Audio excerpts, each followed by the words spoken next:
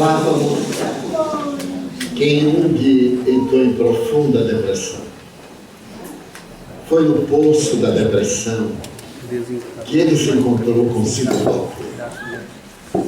Ele terá a oportunidade de relatar que foi a única maneira de encontrar o céu, o ser profundo. Afinal, como qualquer criatura humana, ele era resultado de uma sociedade assinalada por preconceitos, século XIX, começo do século XX, e sobretudo de mística religiosa castradora. Então, seus sofrimentos íntimos foram muito grandes.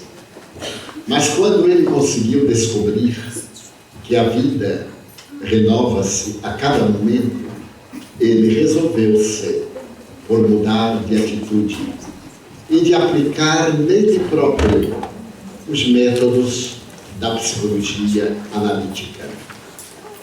Seria muito vasto abordar a questão dessa psicologia, mas poderemos sintetizá-la em breves palavras. Primeiro, auto-amor. Se o indivíduo não se resolver por amar-se e cultivar a queixa, ele entra no estado patológico da lamentação. E a lamentação se torna um transtorno neurótico. Se chove, a pessoa reclama. Se não chove, a pessoa está indisposta. Se dorme bem, acorda cansada. Se não dorme, foi uma noite péssima. Então a vida gira em torno de um hábito perturbador. E é necessário mudarmos de hábitos para melhor. Cada hábito para melhor, hábitos melhores. Allan Kardec, antes de Jung, já informava que o verdadeiro espírita é todo aquele que empreende o esforço para ser hoje melhor do que ontem, amanhã melhor do que hoje, lutando sempre contra as suas más inclinações. É, portanto, uma doutrina de psicologia analítica. Ademais, propõe a autoafirmação. É muito comum nós sermos o coitadinho, o infeliz, porque não conhecemos a história do outro. Ignoramos as dores do próximo. Vemos pessoas sorrindo com amarguras. Eu visito muito bordéis. Chamam-me para aplicar passes. Visito muito lugares terríveis nessa área. E todas elas com quem eu converso contam-me as suas histórias. No entanto, quando chega o cliente, elas têm a obrigação de vestir a máscara. E o cliente que está ali apenas para o uso descartável e pagar um preço sórdido, não está preocupado com o seu drama. A maioria tem filhos. Alguns dormem sob a cama em que a mãe recebe o cliente. E a nossa tarefa é retirar essas crianças desses meios impossíveis, onde somente a promiscuidade, a corrupção do extremo, a droga, o crime vicejam. E aqueles que querem tornam-se excelentes cidadãos. A história está referta de indivíduos que tiveram infância assinalada por crueldade, por marcas muito graves, e, no entanto, tornaram-se excelentes benfeitores da humanidade. A questão reside no verbo querer. Se não quiser, não é lógico que outro realize o esforço que cabe ao paciente. O paciente vai ao médico. O médico identifica a problemática, dá-lhe a receita e ele manda o filho tomar o remédio. Não é lógico. Não é justo. Será também um atentado ao bom tom. Ele é que é o enfermo. Então nós temos que reconhecer a nossa debilidade e trabalhar por superá-la. O exemplo tenho em mim próprio. desde os 4 anos e meio da idade, que eu vejo os espíritos. E muitas vezes no pavor dormia entre meu pai e minha mãe. Ninguém pode imaginar o que é uma vista dupla. Eu não aprendi a dirigir bicicleta. Não sei montar bicicleta. Não aprendi a dirigir carro. Não aprendi a nadar. No entanto, não criei uma agorafobia, porque eu tinha horror das multidões. Tinha horror de ficar a sós. Era um tantã. Mas que fiz? No momento em que eu descobri que existia uma explicação para isso, fui atrás dela. Aceitei-a, empenhei-me, esforcei-me. E digo aos meus amigos, ninguém chega a 86 anos de idade sem atravessar caminhos muito difíceis, porque não há exceções. Mas nunca me permiti o luxo de me queixar. Na condição de uma pessoa pública, que sou, mesmo que não o queira, há aqueles que me estimam, mas há aqueles que me detestam. É natural. Detesta-se Deus. Tenho amigos e conhecidos com aquele monstro. E eu pergunto, quem é Deus? Mas você não crê em Deus, como é que ele é monstro? E assim por diante. Tem um amigo argentino que é muito curioso, ele diz, Divaldo, nunca nos preocupemos com quem não gosta de nós. Porque nós não somos dólar nem euro para todo mundo gostar. E mesmo o dólar e o euro tem o pound, que não gosta, tem o franco suíço, que não gosta. Porque o mundo é um tabuleiro de xadrez, de complexidades. Então nós temos que nos amar, porque nós somos a única pessoa que estará conosco sempre. O melhor afeto, o mais devotado, aquele que nos é mais fiel, também tem o seu destino. Está ao nosso lado, mas não é nosso. Está conosco como anjo tutelar, mas é o anjo protetor. Alguém está conosco para que sejamos um abençoado amigo, mas ele é que tem que caminhar. Então, Jung experimentou o poço da depressão e teve a coragem de narrá-lo. Narrou também suas experiências com Freud, nas viagens realizadas desde a Suíça aos Estados Unidos. Na época dos transatlânticos de luxo, eles dispunham de muito tempo para conversar. E certo dia, Freud narrou-lhe um sonho, e o sonho era psicanalítico. Quando Freud estava terminando de narrar, deu-se conta, porque Jung interpretava os sonhos no sentido da psicologia e ia entender qual era o conflito de Freud. Então mudou de tema. E então Jung perguntou, mas o mestre não termina? Ele disse, não, senão você vai ficar sabendo dos meus segredos. Mas entre os vários segredos de Freud, um dos seus biógrafos assevera que ele também tinha um conflito de Elétra, isto é, ele amava a mãe e detestava o pai. Apesar disso, se tornou um dos maiores gênios dos séculos XIX e XX. Ele sabia que o tabaco matava, e, no entanto, o clássico charuto, que ele tinha verdadeira paixão, deu-lhe um câncer de boca que o assassinou terrivelmente em Londres. Então, a primeira proposta é o auto-amor. Se eu me amo realmente, eu poupo-me, eu resguardo-me, eu cuido de mim, eu zelo por mim. Mas o mim é o self. Mas como este self, o espírito, está no corpo, eu cuido do corpo. Alguém um dia me disse, Divaldo, você deveria ser mais simples. E eu perguntei, como os mais simples? Fazer palestra rasgado, de sapatos sujos, de meias furadas, isso não é simplicidade, é imundícia. Não confundir humildade com imundícia, com descaso.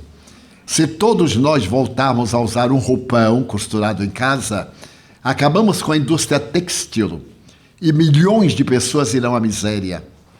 Certo dia eu estava com um amigo que era representante de algumas firmas de roupas italianas e francesas. E alguém censurava a moda. É um exagero uma roupa dessa custar $15 mil, $10 mil. E então o Espírito Joana de Anjos me disse, esta censura, meu filho, é inveja. porque a pessoa não a pode comprar. Abençoemos a indústria da moda.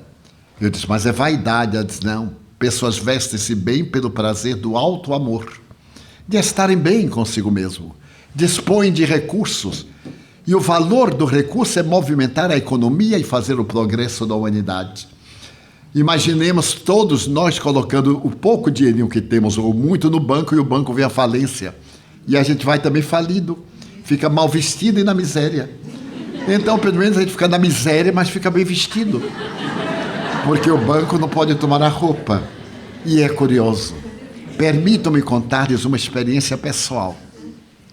Eu era jovem a primeira vez que fui a São Paulo. Era como sair de uma aldeia e vir passar uma temporada em Lisboa. O encanto, tudo era encantador.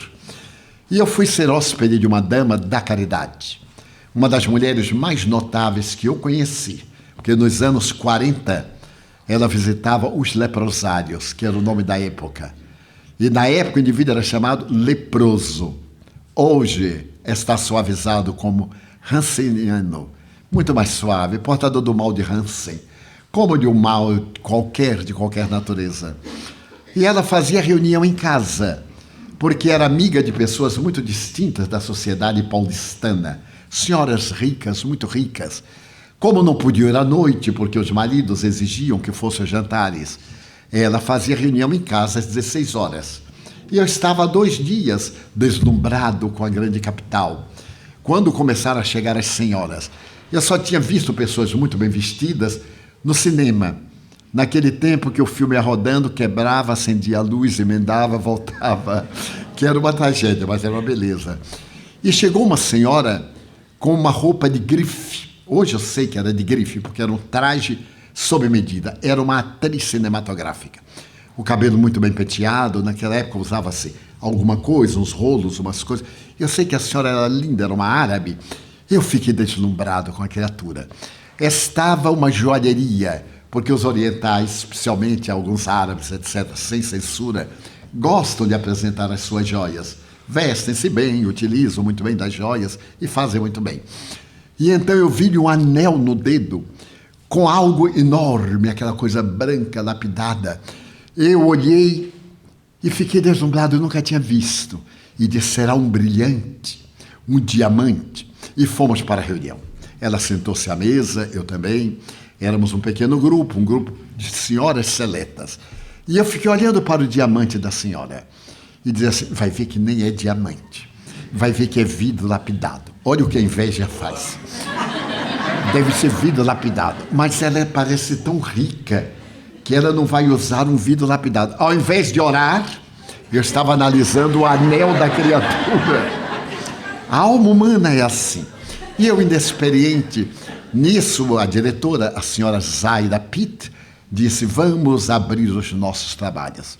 Orou, eu me concentrei, ela recitou a prece de Caritas. Essa linda oração de Madame Crello, que recebeu numa noite de Natal em França. Comovi-me, entrei em transe. Quando voltei ao normal, olha o anel. Eu olhei para o anel e fiquei admirado. Digo, meu Deus, como é que ela tem coragem? Devido a uma reunião mediúnica com um anel de brilhante deste valor. Aonde a humildade desta senhora? Então Joana aparece sorrindo e me diz, meu filho, quanta inveja, hein? Eu estava crente que estava realizando uma coisa, censurando uma pessoa vaidosa. Ela perguntou, você conhece a história daquele anel? Eu digo, não, senhora. Pois eu vou contar-lhe. Certo dia, um grupo de aventureiros adentrou-se por um córrego, montanha, e trabalhou terrivelmente. Suportou vicissitudes, até que um deles encontrou uma pedra bruta. E disse, Deus meu, é um diamante. Esse diamante vale uma fortuna. E como ali existem os atravessadores, alguém comprou e pagou-lhe uma soma expressiva, ele ficou independente. Mas o atravessador pagou 1/3 do valor. Ele conhecia a gema. Foi a um joalheiro na cidade e vendeu-a por um preço expressivo. O joalheiro também comprou, sabendo do valor da pedra. Comprou-a e contratou um lapidador, um especialista. Ele colocou a pedra no torno e deveria dar um golpe de martelo para que, pela vibração, aquela casca grosseira desaparecesse. Mas se a vibração fosse muito forte, poderia destruir a gema. Ele então, com toda a técnica, conseguiu dar o golpe, começou o trabalho. Alguém fez um desenho para que as facetas pudessem refletir as estrelas. E então aquele homem dedicado ali, com óculos especiais, correndo risco de uma fagulha no olho, passou pelos diversos instrumentos e a gema ficou esplendorosa. Então, alguém fez um engaste, pegou o ouro bruto, trabalhou em alta fornalha, colocou no molde e com muita delicadeza dobrou as pontas quase invisíveis do engaste para que a pedra exultasse. Alguém imaginou um estojo de veludo e um desenhista compôs o estojo de veludo. A joia foi colocada no estojo. Então, um engenheiro construiu uma joalheria, desenhou, operários trabalharam, construíram pintores, arquitetos, e foi chamado um especialista para fazer uma montra. O especialista imaginou uma forma que atraísse. Mandou preparar vidros especiais que resistissem a choques e, com muito destaque, sobre uma peça de veludo negro, colocou a gema. Contratou uma mocinha pobre para trabalhar, para ser vendedora. Veja quantas vidas estão sendo dignificadas por causa daquela pedra. Agora imagine se não tivesse alguém para comprá-la. Todos voltariam à miséria. Mas essa senhora que é muito rica, seu marido é muito rico, ao invés de ter o dinheiro morto numa poupança de avareza para multiplicar, aplicou salvando centenas de vidas beneficiadas. E ela é tão desprendida que usa, não tem medo de perdê-la. Porque se ela fosse avarenta, mandava fazer uma cópia de segundo grau, usava a joia guardada no cofre e usava a imitação, como é muito comum e todo mundo sabe. Então respeite-a, porque ela é profundamente humilde. Eu não morri de vergonha porque não me lembrei. Então eu digo assim, Pai Nosso, Deus os pague, minha senhora, pela coragem de comprar a gema. Passaram-se os anos, porque o marido lhe dizia o seguinte: eu sou muçulmano, você gosta do seu Jesus, durante o dia eu lhe cedo para ele. A partir das 18 horas, você é minha. E às 18 horas, você vai comigo ao Clube Sírio-Libanês para jantares, para festas. E vai como minha esposa, porque não haverá tempo de você ir maltratada, mal penteada. Eu exijo que você seja uma das mulheres mais bem vestidas do país. Naquela época havia as 10 mais bem vestidas, e ela estava sempre na lista. Então o marido exigia, mas eu não sabia. Vinha saber, porque eu comentei com Dona Zaida, ela disse, esta dama é a dama da caridade. Ela me ajuda a construir um pavilhão para os rancenianos cegos, tuberculosos, tronco, quer dizer, não têm pernas, não têm braços. E, no entanto, querem viver. Passaram-se os anos. Ficamos conhecidos. Depois, ficamos amigos e eu me esqueci da joia. Eu nunca mais olhei para o dedo dela. E um dia ela me convidou para ir à sua mansão, numa das viagens. Era uma mansão nos Jardins, em São Paulo, um bairro super elegante. Eu então fui, e ela mostrou-me a casa. Aquela mansão faustosa, uma escada bifurcada em mármore de Carrara, que descia ao hall, e no hall havia 2 panelas de barro horríveis, enormes. Eu digo, meu Deus, ela deve ser um pouco louca. Porque imagina, aquilo tudo, pedacinho, remendado. Eu olhei e digo, que coisa, tão linda uma mansão dessa com essas 2 panelas. Aí eu digo assim, dona fulana, que curioso, a escada é linda. Será que esses vasos, o decorador Adisivaldo sabe que são? Eu digo, não tenho ideia. Da dinastia Ming. Eu disse, da onde? Da dinastia Ming. O marido havia comprado. Quando eles foram descobertos e foram para um grande leiloeiro em Londres, cada um daquele vaso custava 50 vidas minhas. Eu então olhei para aquele vaso e disse, deixa eu sair de perto. Um obsessor me joga em cima desta panela. O que será de mim? E então eu passava longe dos vasos da dinastia Ming. E ela levou-me à sala de música. A mansão tinha uma sala de música, uma harpa, um piano Essenfelder. Mas então eu olhei e ela abriu o piano e na parte de cima estava uma figura, uma pintura de Fragonard. Ela disse: Divaldo, este piano é excelente. Eu digo: a senhora sabe tocar nenhuma nota, mas ele está aí para decorar.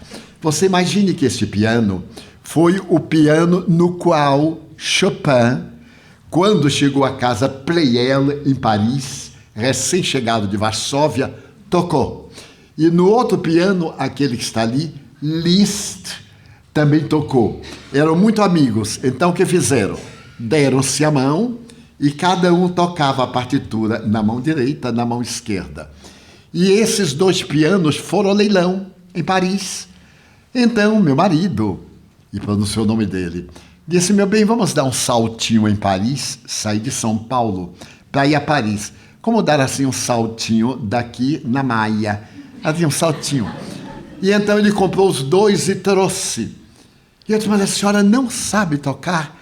Não, pois eu vou tocar. E você sabe tocar? Não sei se sei, mas vamos lá. Eu havia aprendido na juventude a tocar granada, aquela velha música. E, com toda a grosseria, digo: vamos ver se o piano me aguenta. Bati no teclado e, de repente, a granada explodiu, porque eu só sabia um pedaço. Digo: agora acabou-se o recital. Estou fazendo a biografia desta dama para ver o que eu querer. Ela frequentava uma cidade próxima de São Paulo chamada Poá, onde havia um lar com 90 crianças. Pela manhã, ela, que tinha um batalhão de servidores, ia a Poá para ela dar banho nas crianças arranjadas na rua, abandonadas. Nesse ínterim, o casal que administrava o lar de crianças em Poá, que é uma estância aí do Mineral, foi vítima de um acidente automobilístico e desencarnou. Então ela disse ao marido: nós não temos filhos. Você é o homem ideal da minha vida, mas eu penso que sou a mulher ideal da sua vida, porque nós somos muito felizes. Quero fazer-lhe um pedido. Quero adotar o orfanato. Ele disse: mas como adotar o orfanato? As 90 crianças não têm filho, não têm pais, não têm ninguém, tinham seus protetores. Como nós dispomos de recursos, eu quero agora dirigir o lar, vou todos os dias com chofer, volto às 16 horas para estar bem às 18, mas nós vamos manter o lar. E ele anuiu perfeitamente. E durante uns 15 anos que ela ainda viveu, ela diariamente, num trânsito péssimo como o de São Paulo, saía, ia a Poá, tomava conta das crianças, banhava-as, cuidava-as, e retornava, era a dama da sociedade. Que vos está parecendo? Aquela história: quem é aquela mulher que vai com uma carruagem? Não é verdade. Ninguém lhe sabe o nome. Um dia uma pessoa identificou: Caluda, aqui eu sou a dama da sociedade. Pois eu conheci alguém neste gênero. Então eu querer. Um dia eu lhe perguntei: como é que a senhora pode ser tão generosa? Ela disse: Divaldo, porque eu me amo. Eu desejo evoluir. Eu desejo aproveitar esta reencarnação. E a melhor maneira de aproveitá-la é dar oportunidade aos outros de serem felizes, sendo eu também feliz. Porque Jesus disse: do que vos adianta salvar os outros e perder a própria alma? Então, na psicologia de Jung, primeiro, autoamar-se. Desejar realmente adquirir a saúde. Porque a palavra depressão vem do latim depremere, que significa puxar para baixo. A depressão puxa-nos para baixo. E Jung diz com muita propriedade: a depressão é como uma árvore, uma planta parasita que monta no cavalo, no indivíduo, e depois a sua raiz entra até a seiva e suga-lhe a seiva, enquanto, vivendo à sua custa, mata o cavalo de que se utiliza. A depressão é possivelmente um dos transtornos psicológicos mais antigos da humanidade. Se nós recorrermos, por exemplo, a uma das grandes obras da humanidade, nós vamos ver na Ilíade de Homero, 850 anos antes de Jesus, uma personagem principal, Belorofonte. Belorofonte, na Ilíada, é considerado aquele ser que foi mandado para o deserto da infinita angústia. A angústia é uma expressão da depressão. Se nós olharmos no Bhagavad Gita ou nos Upanishads da Índia, de 8.000 anos passados já, há um momento em que Krishna dialoga com Arjuna, o mestre e o seu aluno. E Krishna diz-lhe simbolicamente: tu és um príncipe Pandava. E os Pandavas, os príncipes, somos poucos, mas tu tens um número enorme de adversários, que são os gurus. E tu tens que matar os gurus, pois que, do contrário, eles te matarão. Mas como? Quem são eles? Teus pais, teus avós, teus irmãos, teus tios, teus primos. Terás que matá-los. E o jovem diz: mas como matarei a minha família? Hás de matá-los, porque a batalha está travada. Mas onde essa batalha? No campo da consciência. Mas afinal não entendo. Explicar-te-ei. Os Pandavas são as virtudes. As virtudes não são muito bem vivenciadas, mas os gurus são os vícios, os hábitos mentais doentios.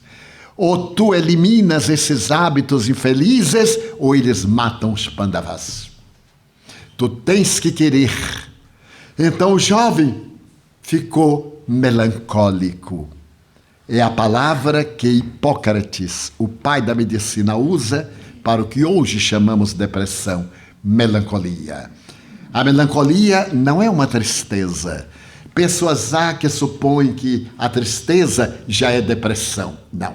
A tristeza é um estado momentâneo emocional e é muito saudável.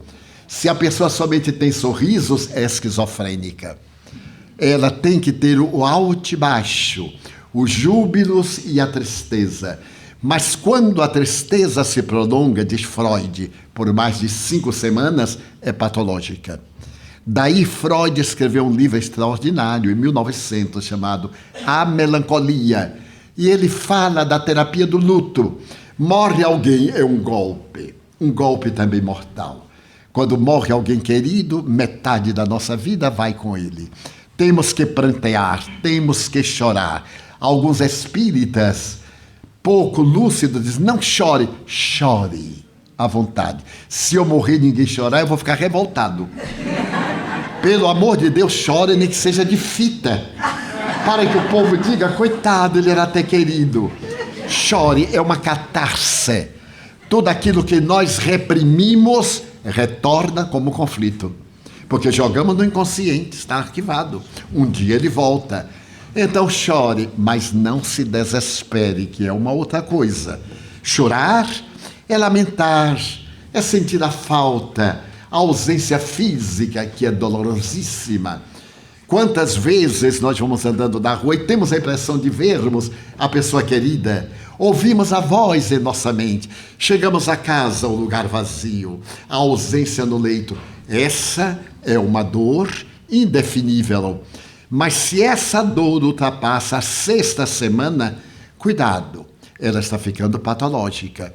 Então desarrume o quarto. As pessoas: eu vou conservar. Desarrume, crie novos hábitos, torne a vida desta pessoa que agora já não necessita de mais nada útil para outro. Dê as suas roupas, os objetos de estimação, retire algo que lhe fala de ternura e guarde como a memória da ternura. Nós temos necessidades de símbolos, de objetos que nos caracterizem a emoção. Então é válido. Mas depois de 6 semanas, na 8ª semana, no 2º mês, se nós nos fechamos, vamos ter depressão. É inevitável, porque estamos recalcando. Procuremos agora viver, porque a vida continua. E é nesse sentido que a doutrina espírita é extraordinário. Morrer é transferir-se de um estado vibratório para outro. É claro que o vazio existencial haverá. Morre um cão e sentimos uma dor profunda. Um gato, um animal de estimação. Uma serpente, hoje americanos põem serpentes dentro de casa, esses animais de estimação. Morre uma árvore. Toda vez que olhamos, sentimos a falta. Um ser humano é o coroamento do processo evolutivo. Devemos sentir falta. Mas a depressão é muito perversa. Tenhamos a tristeza, mas não vivamos tristes, que é diferente. De vez em quando, um pouco de tristeza, de melancolia, e no Evangelho segundo o Espiritismo há uma página de uma beleza lirial, a melancolia. Quando uma certa tristeza vos abate o coração. Então isso nos enriquece de ternura e valorizamos a alegria. Sem um ponto não temos ideia do outro. Mas temos muito cuidado porque a depressão é insinuosa, insinuante. Ela tanto pode ser um golpe, um surto, de um trauma profundo que de repente se nos apresenta de maneira devastadora, como pode ir insinuando-se. Hoje um desencanto e nós guardamos amargura.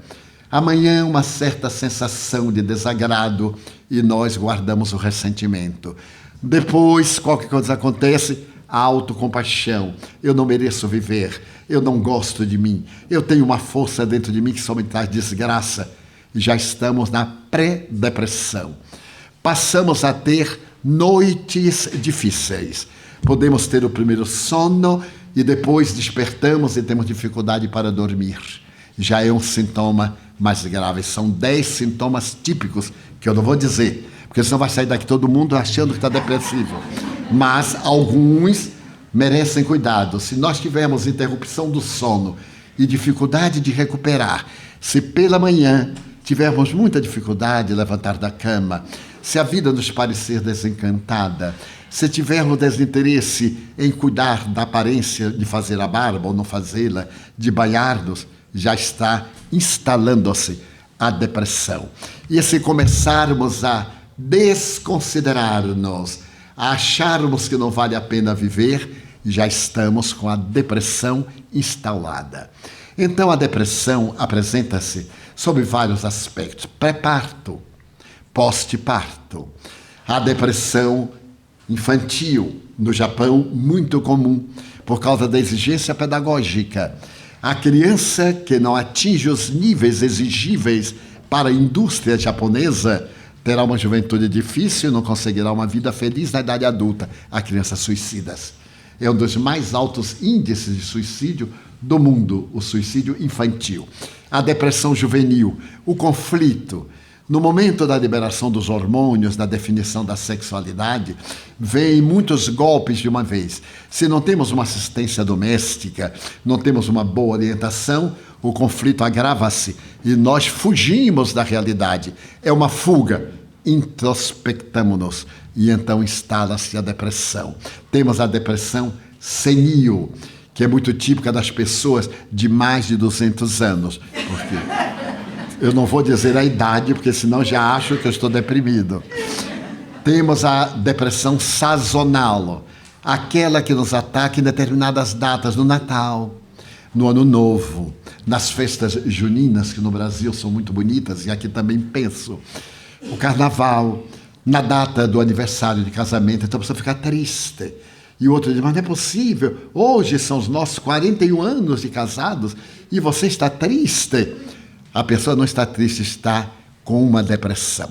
A depressão, do ponto de vista científico, é o resultado de problemas de natureza psicológica atuando em nossa fisiologia. Portanto, é uma somatização de conflitos, porque os nossos neurônios cerebrais, como sabemos alguns, produzem 65 substâncias, que são chamadas neuropeptídeos, ou neurocomunicadores.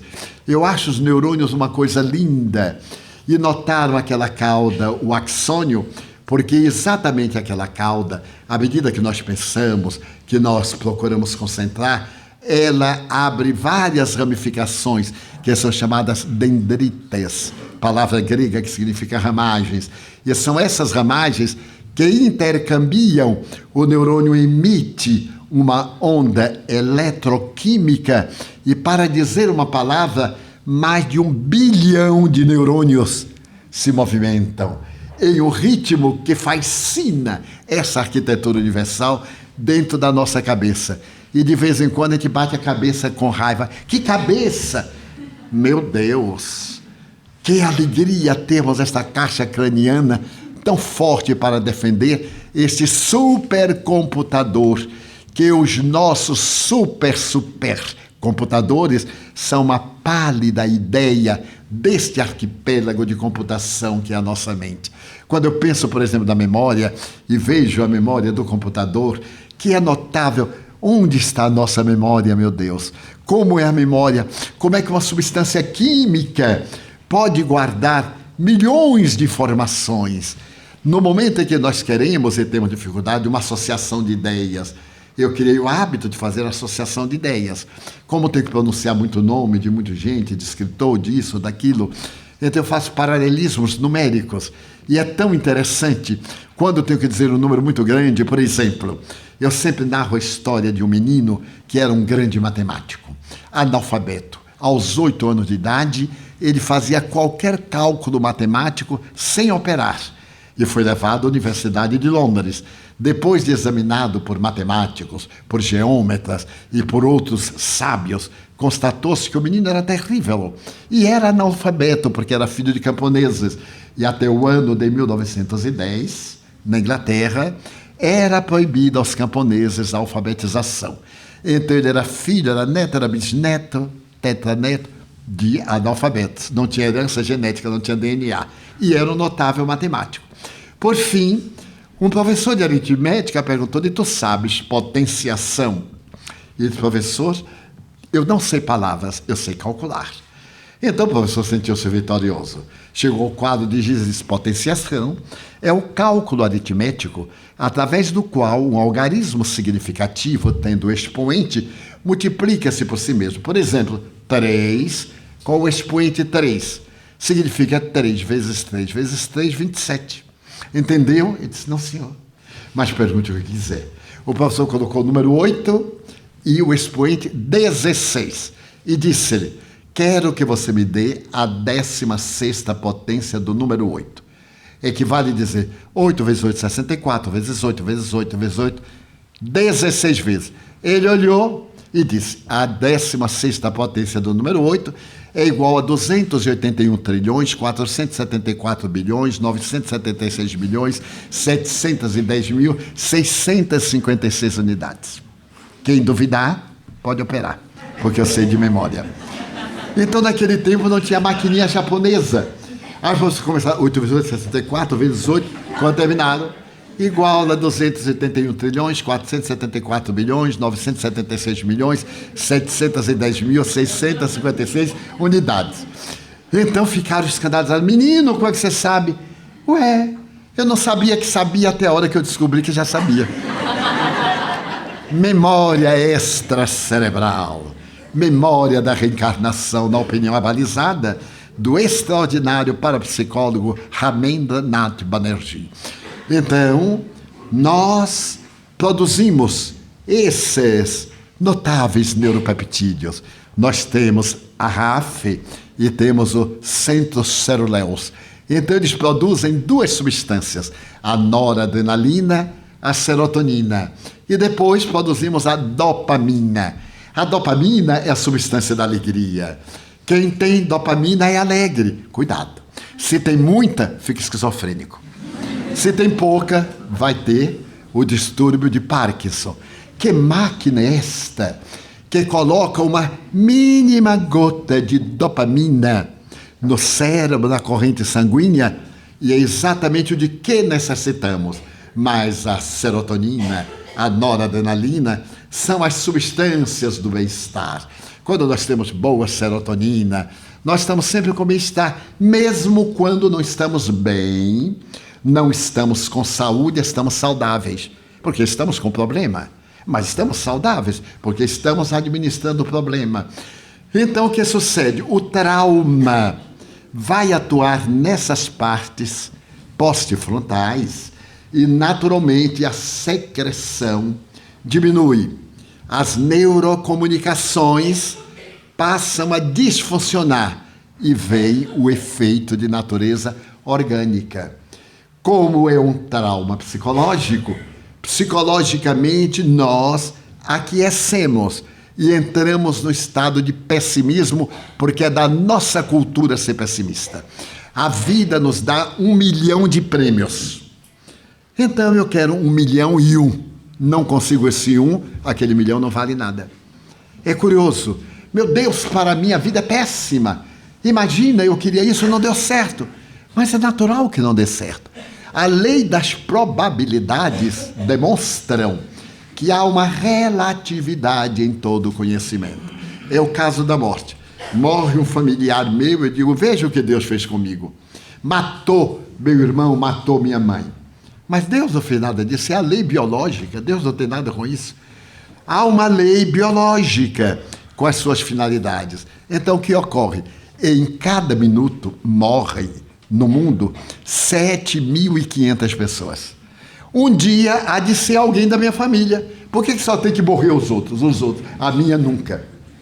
Então nós precisamos de mudar a paisagem mental. Perguntar assim, por que comigo? A pergunta deveria ser, por que não comigo? Porque acontece com todo mundo. Quem é aqui que não tem um membro da família que já desencarnou? E se tiver, cuidado, porque alguém vai desencarnar. É inevitável. E é uma benção. Já imaginou se nós chegássemos aos 400 anos, aos 500 anos? Na história da literatura, conta-se que Gulliver, das viagens maravilhosas, um dia chegou a um país no qual, em cada 100 anos, nascia uma geração de imortais físicos. E ele ficou curioso. Ele disse, eu gostaria de ver uma pessoa de 500 anos, eu não tenho ideia. E levaram-no a uma enfermaria. E ele encontrou que aqueles bolos de carne, sem cabelo, sem dente, aquela coisa lá em decomposição, porque a matéria é transitória. Ela tem uma vitalidade, que é essa vitalidade que faz as células multiplicar-se pela sua memória repetitiva. À medida que diminui a vitalidade, diminui a possibilidade de vida, e chega o momento de extinguir-se. Também não é um fenômeno comum, é um fenômeno real, porque existe a lei da termodinâmica. A ciência que estuda o calor, que estuda a temperatura, que estuda o equilíbrio cósmico, pela lei da termodinâmica, a segunda lei, que se chama lei de entropia, a vida para viver consome energia. Aí está o sol iluminando-nos. Mas para que ele nos ilumine, ele converte massa em energia na razão de 420 milhões de toneladas por segundo. Então, em cada segundo, o Sol perde massa 420 milhões de toneladas, o que indica que ele vai morrer um dia e que o mundo vai se acabar. Eu me lembro que eu contei isso numa conferência sobre cosmologia e disse, o mundo vai se acabar aproximadamente dentro de 8 a 10 bilhões de anos, porque acaba a massa do Sol, ele não tem energia, torna-se uma estrela anã e todo o seu cortejo desintegra-se. Quando eu terminei a conferência, veio uma jovem senhora, assim madurinha, de 60 anos, porém jovem, esticada, siliconada, tudo direitinho. Então ela veio e disse, Divaldo, é mesmo que o Sol vai morrer? Eu digo, é um dado astronômico. Mas que horror, e a Terra? Eu digo, também a Terra. Quando? Eu digo, uns 8 a 10 bilhões de anos. Meu Deus, o que será de mim que ainda não me casei? Então, vai ter um pouquinho de tempo, né? 8 a 10 bilhões de anos. Será também muito azar se não conseguir nada. Aí ela tem que reclamar a Deus, porque já não é falta de sorte, é um excesso de azar. Dessa maneira, está na raiz do nosso pensamento o auto-amor. Porque mesmo que eu esteja com esse trauma, com a ausência da substância, eu começo a dizer, eu vou querer. Eu vou me esforçar. Porque ninguém poderá esforçar-se por nós. Depois, a outra proposta da psicologia analítica. Você merece viver. Eu mereço viver. Eu não nasci para sofrer. Eu nasci para realizar-me, para atingir a autoiluminação. Que palavra! A autoiluminação é iluminação interior, porque essa de fora projeta sombra, mas se vem de dentro, projeta claridade. Então Jung diz, é necessária a autoiluminação para atingir o estado luminoso. É uma palavra meio enrolada, porque vem de numen, em latim, para atingir o estado de iluminação. É a pessoa com quem a gente conversa e os olhos brilham. A pessoa tem um ar de alegria, pode às vezes estar sob um fadário, problemas, preocupações, que fazem parte da vida. Porque problema não é desgraça, é desafio. Se a pessoa diz assim, eu jamais caí, porque é paralítico, já está na queda. Cair é de quem anda. É através do problema que nós aprendemos a solucionar. E é através exatamente desses fatores que nós crescemos. Então, a psicologia analítica nos vai dizer que, com esses requisitos, o auto-amor. Eu nasci para ser feliz, eu tenho o direito de ser feliz. Eu tenho, portanto, possibilidade, nada de, eu não posso, quer dizer, eu não quero, preguiça mental, porque não é fácil para quem trabalha. Pergunte a um bom trabalhador o quanto lhe custa realizar o seu mistério. Pergunte a uma pessoa que enriqueceu no trabalho, as noites insônias, o suor, as lutas, as preocupações, agora atingiu um patamar, mas não vai ficar no patamar em repouso, porque é dinâmico, o progresso é infinito. Para concluir, e nós vamos continuar às 15 horas, mas para concluir essa parte, estava o psicólogo olhando uma obra. E então veio um carregador de pedras com um carrinho de mão, ele ia passando e o psicólogo perguntou, que fazes? E ele disse, não vês? Tu és cego. Estou carregando pedras. Era um pessimista. Aí veio um segundo. E ele perguntou, que fazes? E o outro disse, eu estou carregando pedras. Era um conformista. Veio um terceiro assoviando, um fado. E então, quando foi passando, ele perguntou, que fazes? Eu estou construindo aquela catedral. Os três faziam a mesma coisa. Porém, cada qual fazia de uma forma. E como vamos dar o nosso intervalo, que a nossa catedral seja um bom almoço, mas não muito forte para não cochilarem. Fazemos a nossa pausa e até logo mais. Muito obrigado.